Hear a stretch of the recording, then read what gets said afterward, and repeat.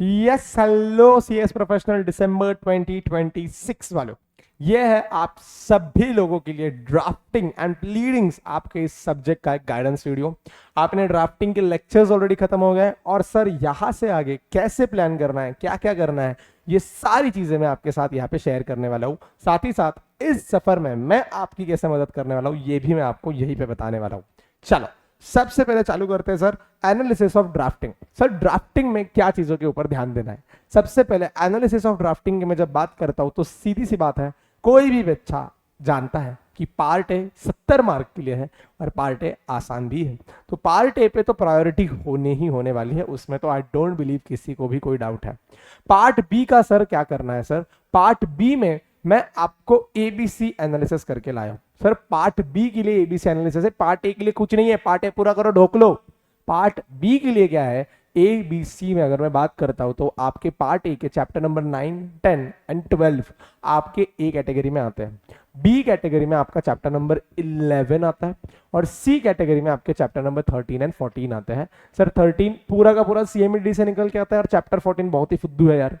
11 फिर भी ठीक ठाक है बट 13 14 तो बहुत ही फुद्दू है और 9 10 11 डेफिनेटली इंपॉर्टेंट है। तो फोकस आपका 9 10 11 9 10 12 पे होना चाहिए।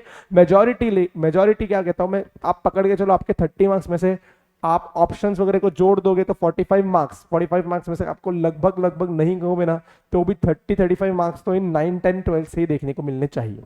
तो पार्ट बी का ये कैटेगराइजेशन है। सर याद रखना it is just a prediction, अगर कल को जाके कुछ अलग हो गया मेरे को मत बोलना सर पार्ट बी के क्वेश्चन पार्ट ए में भी देखने को मिल गए, मेरे को मत बोलना बेटा, मैंने नहीं कहा था उनको देने के लिए। Sir then revision plan. Sir what should be your revision plan for drafting? Drafting के लिए भी अगर आप दोनों ग्रुप दे रहे हो तो आपके लिए एप्लीकेबल है। मिनिमम 3 रिवीजन करो, मिनिमम 3 रिवीजन। सर अगर आप मेरे साथ क्लास के साथ ही खत्म करके बैठे हो ड्राफ्टिंग को तो आपके पास लगभग 4 महीना 20 दिन है।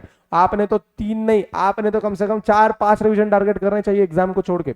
लेकिन हाँ अगर थोड़ा बैकलॉग में थोड़ा डिले में हो तो आप मिनिमम 3 का टारगेट कर सकते हो। अगर अगस्त एंड तक भी सिलेबस कंप्लीट करके आप रिवीजन में एंटर कर रहे हो तो मिनिमम 3 तो अपने टारगेट करना ही चाहिए, excluding the 1 day before exam. That is something minimum. यहाँ पे मिनिमम पे मैं 3 बार स्ट्रेस कर चुका हूँ ना। अगर आप एक ग्रुप दे रहे हो बहुत मार खाओगे, 3 भी नहीं 7-8 रिवीजन करके जाना। समझ में आ गया ना? फेल होने का सवाल ही नहीं आता, एग्जामिशन लेकर ही बाहर निकलने का, बहुत पीटोगे मेरे से। देन सर अभी देखो फर्स्ट रिवीजन कैसे करनी है, अभी प्लानिंग शुरू कर रहे हैं, ध्यान देना। बहुत प्यारी प्लानिंग करके लाऊं, ऐसी प्लानिंग करके लाऊं, ऐसी प्लानिंग करके लाओगे दिल खुश हो जाएगा तुम्हारा, दिल गार्डन गार्डन हो जाएगा। बहुत प्यारी प्लानिंग करके लाऊं ड्राफ्टिंग के लिए। सेशन को लाइक करना और सेशन खत्म होने के बाद कमेंट करना अगर अच्छा लगता है तो। हाँ धमकी दे रहा हूँ, बता रहा हूँ। देखो सबसे पहले फर्स्ट रिवीजन जो है आपकी कंप्लीट होने में 5-6 दिन या उससे ज्यादा लग सकता है, लगने दो, कोई टेंशन लेने की बात नहीं है। सर मिनिमम मेरे कैलकुलेशन के हिसाब से ड्राफ्टिंग का फर्स्ट रिवीजन आपका अराउंड 5 से 6 दिन में कंप्लीट हो जाना चाहिए। थोड़ा आगे पीछे भी हो गया तो चलेगा क्योंकि फर्स्ट रिवीजन इज मेक और ब्रेक रिवीजन, तो वो बहुत अच्छे से होगा तो आगे आने वाले रिवीजन के लिए आपका जीवन सरल हो जाएगा। तो इसलिए थोड़ा ज्यादा टाइम भी लग गया तो that is completely fine. But याद रखना अभी मैं स्ट्रेटजीज की बात कर रहा हूं। यहां पे नंबर 1 स्ट्रेटजी, बाकी किसी सब्जेक्ट का रिवीजन करने के पहले ड्राफ्टिंग का रिवीजन कंप्लीट करोगे। सर आपका सब्जेक्ट इसीलिए आप पार्शियलिटी कर रहे हो ना? नहीं बेटा, कार उसके पीछे एक बहुत बड़ा रीजन है, आप स्ट्रेटजी सुनोगे हैंग हो जाओगे। सबसे पहली रिवीजन ड्राफ्टिंग की कंप्लीट होगी, किसी भी सब्जेक्ट की नहीं, सबसे पहले ड्राफ्टिंग की कंप्लीट होनी चाहिए, बता रहा हूं मैं। ईएसजी भी मैं ही पढ़ाता हूं लेकिन ईएसजी के लिए मैंने ऐसा नहीं बोला था, ड्राफ्टिंग की सबसे पहले कंप्लीट होगी। और फर्स्ट रिवीजन में आपको थियोरी पढ़नी है, ड्राफ्ट्स पढ़ने हैं, लेकिन ड्राफ्ट्स को लिखने पे ध्यान नहीं देना है, बिल्कुल भी देने की जरूरत नहीं है। सिर्फ थियोरी कंप्लीट करोगे, ड्राफ्ट्स का ओवरव्यू ले लोगे, जो मैंने अपन ने हैंड रिटन सारे के सारे ड्राफ्ट्स लिखे, पूरे ही ड्राफ्ट लिख दिए मॉड्यूल के, छोड़ते जो था सब लिख दिया है। एक बार सारे ड्राफ्ट से गो थ्रू करना है, रीड करना है थियोरी के साथ साथ, लेकिन याद करने की कोशिश नहीं करनी है, लिखने पे याद नहीं देना है, ड्राफ्टिंग के पार्ट को बोल रहा हूं। बाकी थियोरी तो आप नॉर्मल जैसे लर्न करते हो, रीड करते हो, वैसे करनी है। देखो सर यहां पे हमने एक भी ड्राफ्ट की प्रैक्टिस नहीं की। सर कैसे होगा फिर? सर हम तो येड़े हो जाएंगे, सर ड्राफ्टिंग का पेपर है, ड्राफ्ट कैसे लिखेंगे? रुको बेटा, हम है ना। देखो बेटा, आप ड्राफ्टिंग के रिविजन्स में जाके ड्राफ्ट लिखने को बैठोगे तो there are 95 plus drafts. 95 drafts आप कहां से लिखोगे उन 4-5 दिनों में? रिवाइज करना प्रैक्टिकली पॉसिबल है क्या? नहीं सर। और ऐसा अचानक से एक दिन में क्या कहते हैं, आई हिचकी दे दी बुक की, चलता नहीं बेटा। मतलब एक दिन में सारे ड्राफ्ट नहीं लिख सकते अपन जीवन में। आपको क्या करना पड़ता है, आपको स्ट्रेटेजाइज करना पड़ेगा, आपको एवरीडे 1-1 ड्राफ्ट लिखने का प्लान बनाना पड़ेगा। तो सर यहाँ पे करना क्या है, जैसे ही फर्स्ट रिवीजन कंप्लीट हो गई, आपको सारी थियोरी पता है, एक ड्राफ्ट का ओवरव्यू पता है, अभी आपको टेंशन नहीं है ना सर, अभी आप क्या करो, जैसे ही फर्स्ट रिवीजन ड्राफ्टिंग की कंप्लीट हो जाती है, बाकी सब्जेक्ट्स की रिवीजन स्टार्ट हो जाएगी। दिन में ज्यादा टाइम नहीं देना है बेटा, ड्राफ्टिंग को बस 15 से 30 मिनट देने, बस 15 से 30 मिनट, एक ड्राफ्ट लिखना है बेटा, एक ड्राफ्ट, मैं ज्यादा भी नहीं कह रहा हूं, बस एक ड्राफ्ट लिखना है फर्स्ट रिवीजन होने के बाद, और एक सिंपल ड्राफ्ट का ओवरव्यू ले लो। 95 प्लस ड्राफ्ट है, I am not asking you to write all those drafts, उसमें से 90% ड्राफ्ट रिपीटेड ही है। जैसे रेजोल्यूशन, सबका फॉर्मेट सेम ही है, क्या लिखोगे बार बार सर, एग्रीमेंट्स मोर और लेस फॉर्मेट सबका सेम ही है, क्या लिखोगे उसको बार बार। तो जो जो ड्राफ्ट अच्छे लगते हैं उनको पढ़ने का, एक आध दूसरे ड्राफ्ट का ओवरव्यू लेने का, हार्डली 30 मिनट काम होगा लेकिन हो जाएगा। तो यहां पे आपको क्या करना है, यही करना है, एक ड्राफ्ट का ओवरव्यू, एक ड्राफ्ट लिखना है। सर वाइल डूइंग दिस, ये जब तुम ड्राफ्ट लिख रहे होंगे ना, वो 95 ड्राफ्ट्स में से मार्क कर लेना वो कौन से 20 से 30 इंपॉर्टेंट ड्राफ्ट्स थे, उसका काम आगे आने वाला है। सर 95 ड्राफ्ट्स है, उसमें से जो इंपॉर्टेंट ड्राफ्ट्स है उनको मार्क कर लो, जिनमें आपको प्रॉब्लम फेस हुआ। Sir just for example, sir LC का ड्राफ्ट मुझे मुश्किल लगा, उसका फॉर्मेट भी थोड़ा अलग है, एग्रीमेंट से थोड़ा अलग है, लिखने का कंटेंट भी थोड़ा सा अलग है, मुझे लिखते टाइम थोड़ा सा लगा कि इसकी मुझे और प्रैक्टिस करने की जरूरत पड़ेगी। 25 to 30 ड्राफ्ट्स मार्क करने, सर मैंने सारे ही मार्क कर दिया, बस क्या सर, क्या आप बोलते हो सब इंपॉर्टेंट है, पागल है क्या, आगे जाके नहीं काम आएगा, आगे जाके सिर्फ इंपॉर्टेंट काम आएंगे। तो इसीलिए करना क्या है, सिर्फ इंपॉर्टेंट 25 से 30 मार्क कर लो, बाकी सारे मार्क करने के चक्कर में मत पड़ो। सर अभी इससे होगा क्या, next point sir, effective 90 days की भी आपने अगर ड्राफ्टिंग कर ली, कितने दिनों की, 90 डेज। सर मैं कहता हूं किसी बच्चे का आज ही खत्म हो गया तो उसके पास तो बहुत दिन है सर, बहुत दिन, 4 महीना 20 दिन है, छोड़ो भाई 4 महीना 20 दिन छोड़ो, दिमाग को मारो गोली। सर मैं कहता हूं मेरा अगस्त एंड तक भी कंप्लीट हो गया सिलेबस विद क्लास के रिवीजन डिवीजन वो सब कुछ बनाना ढिमकाने के साथ। सर मेरे पास फिर भी कितना समय बचा है बताओ सर, मेरे पास फिर भी बचा है 3 महीना 20 दिन समय बचा है कि नहीं बचा है। सर 3 महीना 20 दिन में दिवाली हटा दो, मैं कहता हूं इफेक्टिव 90 डेज ड्राफ्ट की प्रैक्टिस करनी है, सिर्फ इफेक्टिव 90 डेज, आपको एवरीडे भी नहीं, इफेक्टिव 90 डेज का टाइम लेके आऊंगा मैं। सर पहले ड्राफ्ट लिखे थे अपने, एक ड्राफ्ट एक सिंपल का ओवरव्यू, वो 50 से 60 दिनों में कंप्लीट हो जाना चाहिए। टेक्निकली 95 ही ड्राफ्ट्स हैं, तो वैसे तो 46-47 डेज पे कंप्लीट हो जाना चाहिए, लेकिन थोड़ा सा बफर लेके मैं कहता हूँ 50 से 60। सर एग्जाम आ गई, थोड़ी दिवाली आ गई, ये हुआ वो हुआ, 50 से 60 दिनों में सारे ड्राफ्ट्स कंप्लीट हो जाएंगे। हाँ सर 50 से 60 दिनों में सारे ड्राफ्ट्स का ओवरव्यू हो गया है, और उनमें से मेजोरिटी ड्राफ्ट्स लिख दिए, क्योंकि एक लिख रहे थे एक पढ़ रहे थे, तो मेजोरिटी लिख भी लिए, मेजोरिटी पढ़ भी लिए, सब कंप्लीट हो गया। सर बाकी के जो नेक्स्ट 40 डेज है उसमें सिर्फ और सिर्फ एक ही ड्राफ्ट लिखना है जो आपने इंपॉर्टेंट मार्क करके रखा था कि ये मेरे को प्रॉब्लम देने वाला है, उसको लिखना है, उसको कंप्लीट करना है मैंडेटरीली। और टाइमिंग्स पे ध्यान देना, इस बार टाइमिंग पे ध्यान दोगे नेक्स्ट 40 डेज में। याद रखना पेपर में जितने ज्यादा ड्राफ्ट आएंगे उतनी तुम्हारी बैंड बजने वाली है, क्योंकि ड्राफ्ट को कंप्लीट करना with in that 8-9 minutes is not possible. 5 mark का आंसर 8-9 मिनट में हो जाता है, लेकिन एक ड्राफ्ट कंप्लीट करने के लिए 15-20 मिनट लग सकता है। तो आपके स्पीड पे भी ध्यान देना है नेक्स्ट 40 डेज में। तो जो इंपॉर्टेंट ड्राफ्ट है लिखना है वो तो लिखना ही लिखना है, बट मार्क जो इंपॉर्टेंट जो 20-30 ड्राफ्ट है उन्हीं को लिखने की प्रैक्टिस करोगे, बाकी किसी को नहीं करोगे। जो 25-30 ड्राफ्ट है उन्हीं को लिखोगे, और बाकी एवरीडे एक दो ड्राफ्ट्स का ओवरव्यू लेते हुए चलना है। तो मोटा मोटी इन नेक्स्ट 40 डेज में आपका फिर से सारे ड्राफ्ट्स का ओवरव्यू हो जाएगा। जो इंपॉर्टेंट ड्राफ्ट्स थे वो 2 बार लिख के हो जाएंगे, जो थोड़े से अनइंपॉर्टेंट ड्राफ्ट्स थे बट फिर भी रिलेटिवली इंपॉर्टेंट थे वो 1 बार हो गए, जो उसमें से भी सबसे इंपॉर्टेंट थे वो 2 बार हो गए, और जो बहुत इजी थे उनका ओवरव्यू ले लिया, that's more than good enough. तो ये है आपका ड्राफ्टिंग का प्लान बेबू, इसी को फॉलो करो बेटा। देन सर एक एटलीस्ट एक सर 100 मार्क्स का पेपर अटेम्प्ट करना है, अभी जून 26 का ही उठा लो। सर क्यों करना है सॉल्व, टाइमिंग फॉलो करने के लिए, टाइम मैनेजमेंट सीखने के लिए। एंड मजे की बात ऐसी है कि पहले कभी ड्राफ्टिंग में हम देखते थे कि कई बार आउट ऑफ सिलेबस क्वेश्चन आ जाता था ड्राफ्टिंग में। इस बार के अटेम्प्ट में आउट ऑफ सिलेबस नहीं था, सिलेबस के अंदर ही था, बट जेनेरिक बना दिया था, अपना ओपिनियन उसके ऊपर कहीं ना कहीं पे इलेबोरेट करने की कोशिश करनी थी। बच्चों को इसमें प्रॉब्लम आती है, वो खुद का ओपिनियन इलेबोरेट करके लिख नहीं पाते, तो एक बार तो प्रैक्टिस करनी पड़ेगी ना बाबू। इसमें मैं आपकी हेल्प भी करेगा बाबू, मैं आप लोगों के लिए राइटिंग प्रैक्टिस सेशन लेकर आएगा, जिसमें ये जेनेरिक आंसर खासकर जून 26 वाले ही मैं आपको लिखवाने की कोशिश करूंगा, थोड़ा सा आपको एक हेल्पिंग हैंड मेरी तरफ से देने के लिए, वो मैं करेगा। लेकिन करना तुमको एक पेपर तो मिनिमम सॉल्व है बेटा, फिर उसके बाद तुम्हें जितने भी पास्ट ईयर क्वेश्चन है वो तुम क्या कर सकते हो, देखते देखते चल सकते हो, कोई प्रॉब्लम नहीं है। Sir how to revise, sir आखिर रिवाइज कैसे करते हैं। पहली बात मैं पिछले वीडियो में बता चुका हूं, अभी भी बता दो, तुम प्रोफेशनल के स्टूडेंट्स हो, जो एग्जीक्यूटिव में स्ट्रेटेजी फॉलो की थी वही सेम करनी होती है, कुछ अलग नहीं करनी होती है। सबसे पहले रिवीजन सेशंस की आप हेल्प ले सकते हो। देखो यार, मेरे ड्राफ्टिंग के अभी 3 रिवीजन सेशंस, जब ये वीडियो रिलीज कर रहा हूं तब तक तो 3 है, आप जब तक देखोगे शायद बहुत सारे हो चुके होंगे। मैं ड्राफ्टिंग की एक मास्टर रिवीजन की प्लेलिस्ट लॉन्च करने वाला हूं भाई साहब, ऐसी रिवीजन सीरीज लॉन्च कर रहा हूं, इंडिया में नहीं होगी, पूरा का पूरा ड्राफ्टिंग एक प्लेलिस्ट में डाल के दे दूंगा आपको, खत्म ही सीनीज खत्म कर दूंगा। तो ये जो रिवीजन की प्लेलिस्ट बनेगी बहुत ही बढ़िया प्लेलिस्ट बनने वाली है, और इस रिवीजन सीरीज में सब कुछ डिटेल में कवर हो जाएगा आप लोगों के लिए ना। इस रिवीजन सीरीज का आप फायदा उठा सकते हो, लेकिन ये ऑप्शनल है, आपके ऊपर है। किसी बच्चे को सेल्फ स्टडी में ही सब कुछ समझ में आ रहा है, कंसेप्ट क्लैरिटी मिल रही है, तो आप रिवीजन के लिए मत भागो, फिर आप वहीं पे पढ़ लो और आपका टाइम बच जाएगा। बट हाँ, ऐसा हो रहा है कि सर मैं फर्स्ट रिवीजन करने को बैठता हूँ, कंसेप्ट याद करने में 10 घंटे चले गए, फिर याद करने में और 10 घंटे चले गए, मेरा दिमाग फट गया, 20 घंटे चले गए, कुछ भी नहीं हुआ।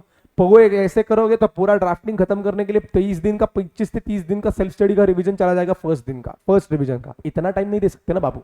तो ऐसे सिचुएशन में आप रिवीजन का हेल्प लो, कंसेप्ट क्लैरिटी पूरी मेरे से ले लो, जो 2-3 घंटे का सेशन होगा उसमें एक वन शॉट कंप्लीट हो जाएगा। पूरी कंसेप्ट क्लैरिटी ले ली मेरे से, बस तुमको क्या करना है, याद करने पे फोकस करना है, और याद करने का आफ्टर कंसेप्ट क्लैरिटी ज्यादा टाइम नहीं जाएगा और फर्स्ट रिवीजन पर झटके से हो जाएगी। तो यहाँ पे आपके रिवीजन सेशन हेल्प करेंगे, बढ़िया है, ये आप कर सकते हो।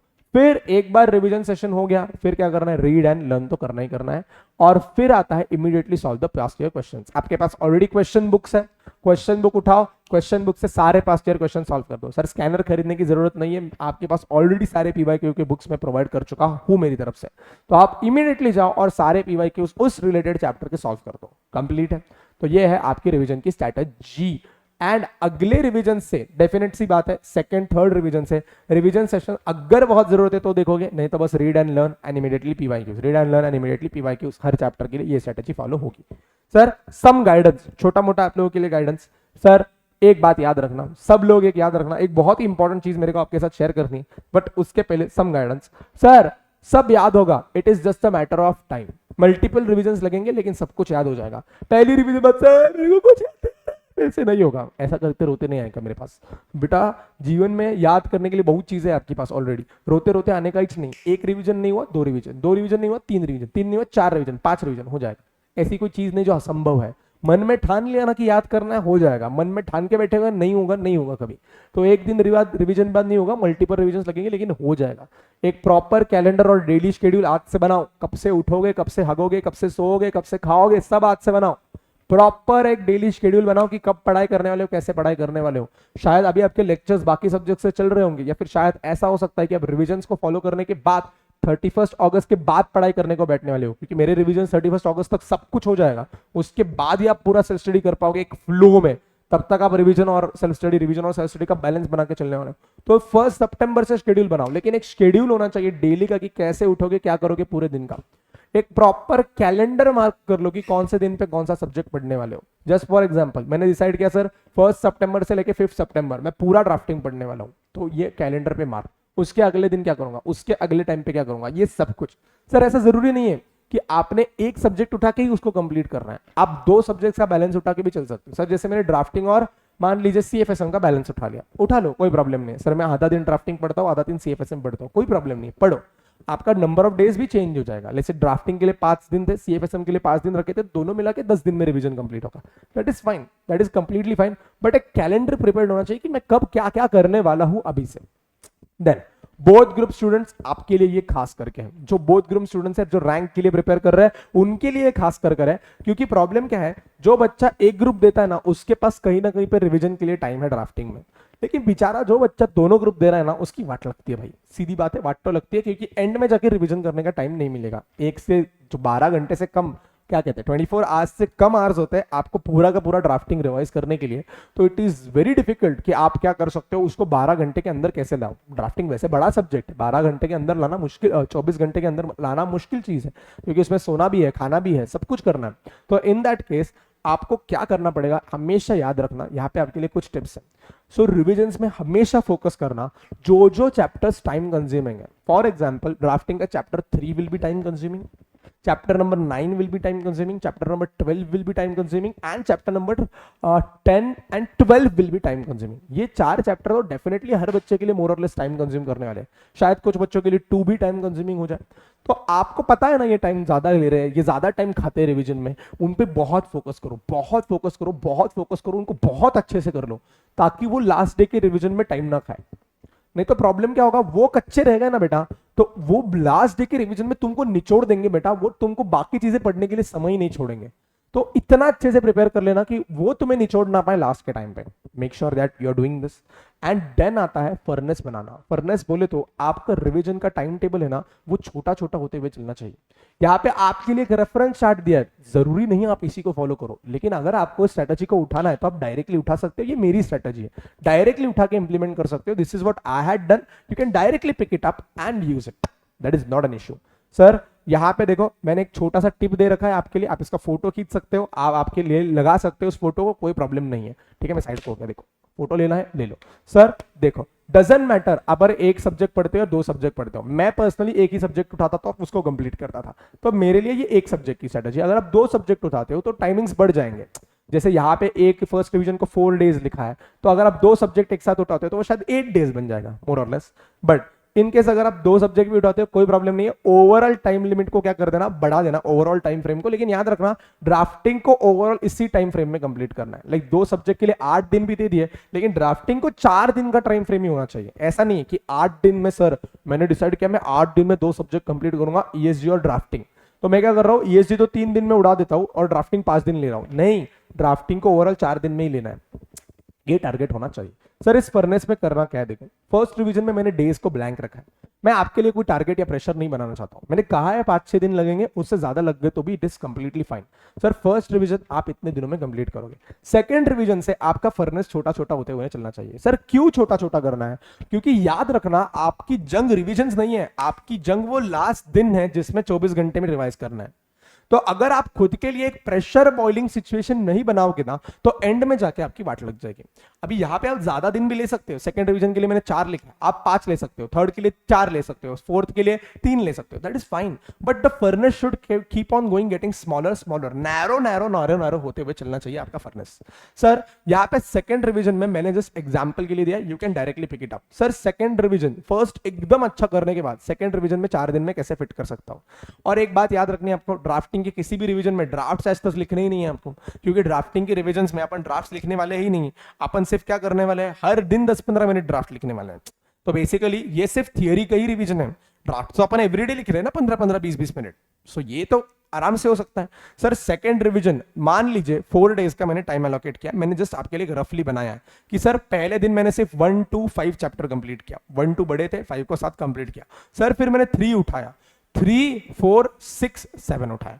सर मैं 3 4 6 7 सर 4 चैप्टर हो जाएंगे क्योंकि 3 की थियरी पूरी की पूरी 4 और 6 में रिपीट होती है, तो कहीं ना कहीं पे दैट इज कंप्लीट रिपीटेशन। 7 छोटा चैप्टर है ओपिनियन। सर थर्ड डे पे मैंने 9 10 11 किया, फोर्थ डे पे 8 12 13 14 किया। सर 13 को स्टार मार्क क्यों किया है आगे बताऊंगा।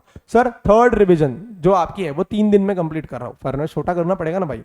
इसमें कैसे टारगेट किया देखो, आप देख सकते हो कैसे रिवीजन के प्लान को बनाया गया है, बहुत सोच समझ के बनाया गया, और इन चैप्टर्स को ऐसे ही नहीं डाला है मन से मेरे को नंबर लिखने की इच्छा हुई इसके हिसाब से नहीं डाला है। छोटे बड़े चैप्टर्स को, जो चैप्टर कॉम्बिनेशन में आसानी से खत्म होते हैं, उनको एक साथ डाल के ये कॉम्बिनेशन बनाया है।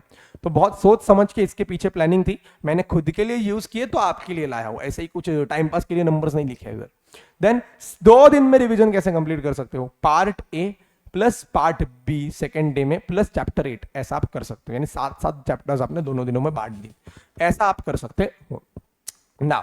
सर चैप्टर नंबर 13 को आपने स्टार मार्क क्यों मारा था, चैप्टर नंबर 13 को स्टार मार्क इसीलिए मारा था क्योंकि चैप्टर नंबर 13 एग्जैक्टली सीएमएडीडी से उठ के आता है ना भाई। सीएमएडीडी में जो आप सेबी का एडजुडिकेशन और कंपाउंडिंग पढ़ते हो, सेटलमेंट पढ़ते हो, वो एग्जैक्टली उठ के आता है आपका चैप्टर नंबर 13 में। चैप्टर नंबर 13 का ऑलमोस्ट 70 to 80% आप सीएमएडीडी में पढ़ के आते हो, तो भाई उसके लिए ड्राफ्टिंग में ज्यादा टाइम नहीं रखना है अपने को। Sir revise this chapter well in CMADD only. Sir CMADD के साथ ही इसको खत्म कर देना है, मतलब ये पोर्शन कंप्लीट करने की जरूरत नहीं है आपको ड्राफ्टिंग की बुक खोल के, लेकिन सीएमएडीडी में अच्छे से कर लो, क्योंकि आपका सीएमएडीडी का ये चैप्टर कोर चैप्टर है, 13 नंबर चैप्टर सीएमएडीडी में आपके एडजुडिकेशन और कंपाउंडिंग वाला, तो वहां पे बहुत कोर तरीके से अच्छे से कर लो उसको। तो जब ड्राफ्टिंग की रिवीजन आएगी ना, सिर्फ नॉन कॉमन पार्ट को क्या करना है, रेफर करना है आपको, बस क्या करना है, नॉन कॉमन पार्ट को क्या करना है, रेफर करना है। यानी सर कौन सा पार्ट, जो एंड में सैट वाला पार्ट दे रखा है वो नहीं आपका सीएमएडीडी में, बस उतना कंप्लीट करने का आपको टारगेट बना के चलना है, बाकी आपको टारगेट बना के चलना नहीं है। ऐसे करोगे तो उसको कहते हैं स्मार्ट वर्क, और तब होगा आपका काम कंप्लीट। देन आता है support from my side. Last चीज, मैं अपनी तरफ से आपको क्या क्या सपोर्ट देने वाला हूं। Number 1, marathon revision with me by end of August. Announcement आ जाएगी, ऐसी अनाउंसमेंट ला रहा हूं, ऐसा तूफान अनाउंसमेंट ला रहा हूं, पागल हो जाओगे, एकदम भारी अनाउंसमेंट है, एकदम एकदम मतलब तुम समझ लो कि ऐसा सीरीज ला रहा हूं ना, ऐसा सीरीज ला रहा हूं ना, खत्म ही, मतलब खत्म ही, टेंशन ही नहीं। फिर ड्राफ्टिंग के कुछ अमेंडमेंट्स आए तो वो भी लेकर आ रहा हूं। राइटिंग प्रैक्टिस सेशंस कुछ एक 5 से 6 राइटिंग प्रैक्टिस सेशंस भी होंगे, ये अगस्त एंड के बाद होंगे। जब मैराथन वगैरह कंप्लीट हो जाएंगे तो सितंबर वगैरह में मैं आपके लिए राइटिंग प्रैक्टिस के 4-5 सेशंस भी लेकर आऊंगा, जिसमें जेनेरिक आंसर कैसे लिखने ये मैं सिखाऊंगा।